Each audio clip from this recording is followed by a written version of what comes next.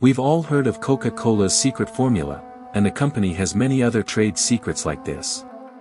What if I told you a Coca-Cola employee tried to upload one of these critical trade secrets onto a USB and take it to China to establish a competitor company? Would you believe that the information he uploaded was worth a total of $120 million?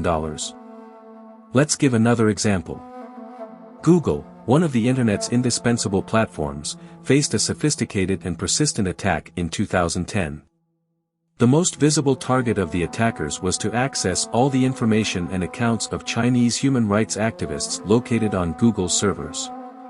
The even more frightening and inconspicuous targets they tried to handle quietly were Google's source codes. Interestingly, the entity targeting Coca-Cola and Google has put many other economic giants in their crosshairs, capturing countless known and unknown trade secrets and creating profound effects in the markets. When we follow all these industrial intelligence activities, intellectual property theft attempts, and complex cyberattacks, all arrows point us to a single source, China's feared intelligence structure. In this special episode, we will cover the intelligence structure of the People's Republic of China, which we frequently encounter in Turkish history, but which is now mostly focused on economic secrets and cyberspace. Before we start the video, I have a small request. We're truly happy when our videos reach more people. You can also support this special series by sharing with your friends, liking, and subscribing to our channel. Thank you in advance, and now, let's leave you with the video. In order to establish diplomatic relations and continue their intelligence activities among the tribes and states, we must also mention that they made marriages. When we come to the 14th century, we can see that the foundations of modern Chinese intelligence were laid. From 1368 to 1644, this organization's duties and activities were almost identical to today's modern intelligence agencies. Lastly, the Manchu eight-banner structure, which took over the duty in 1644, had both intelligence and military duties. The end of the eight-banner structure came with the events known as the Chinese Revolution in 1912. This revolution caused such chaos in the Chinese geography that we would have to make a separate history episode to cover it. All this confusion turned into a civil war between nationalist Chinese and communist Chinese, and after the end of World War II, the control of the mainland slowly passed to the Communist Party.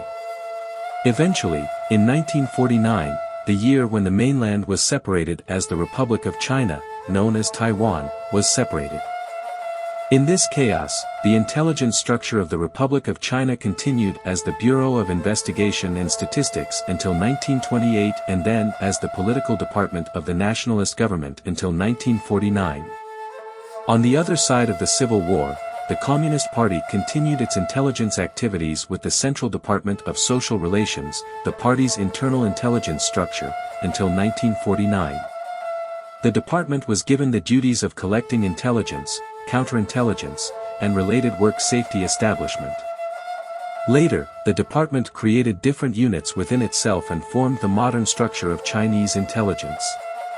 The Ministry of Public Security, established in 1949, continues its public intelligence activities, both internal security and internal intelligence unit functions, to this day.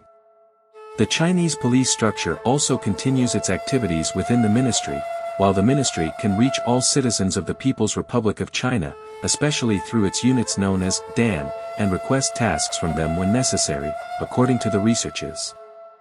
The ministry is headed by Van Chia Hong and has nearly 1.9 million employees. The ministry's headquarters is located in the capital, Beijing.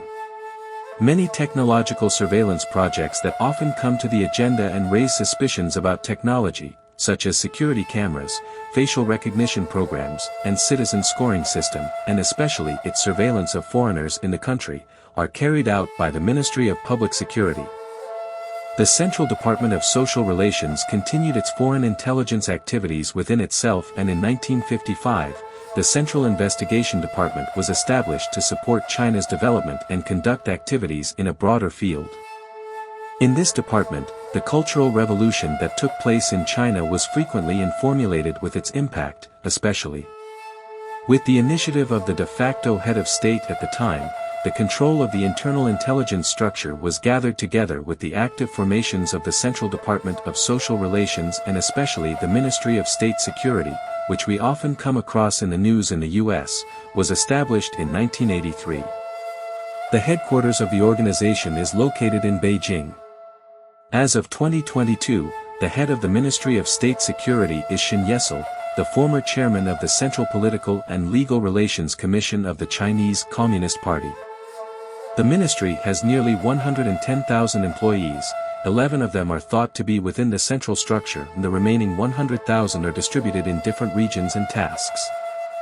This ministry uses its long-term agents to develop networks in the desired country, to progress towards their academic and career goals, to constantly gather intelligence at the desired points, and to carry out disinformation activities within the country or to engage in activities that will affect foreign policy. Especially after Ben Xiaoping's initiative, it is known that press members and people who have reached certain points in business life are preferred in the intelligence structure of China, rather than diplomatic officials. The Ministry of State Security, which is also frequently active in the field of cybersecurity, is known to have very close and technical connections with the People's Army of China. In addition, there is a military intelligence department known as the Second Department of the Chinese Army.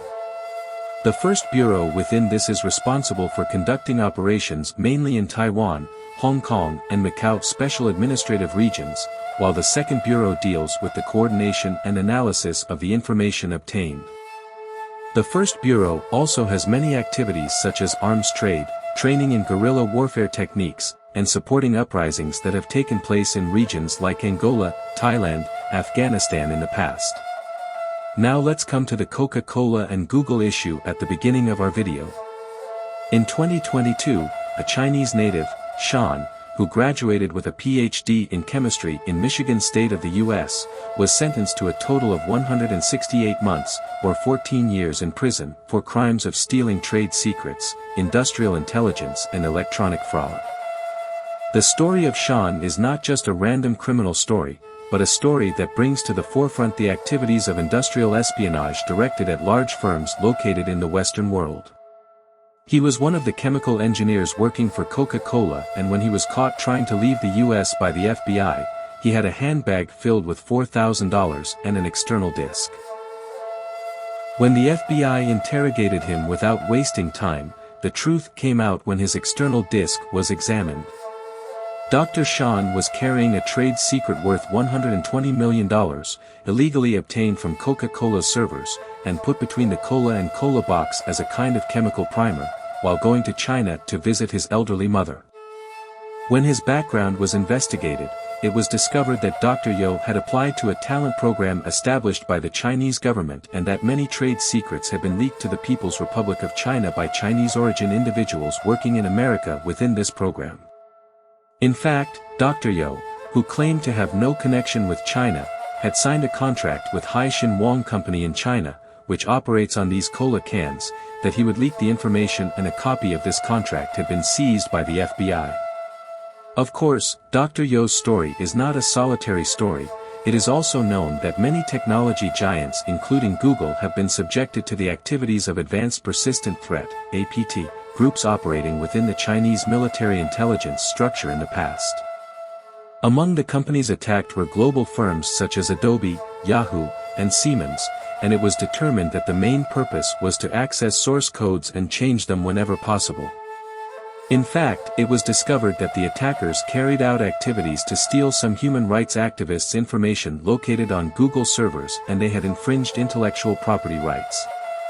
In this regard, Google announced in January 2010, a month after the attacks took place in December 2009, that it was reviewing its operations in China and even considering withdrawing from the country.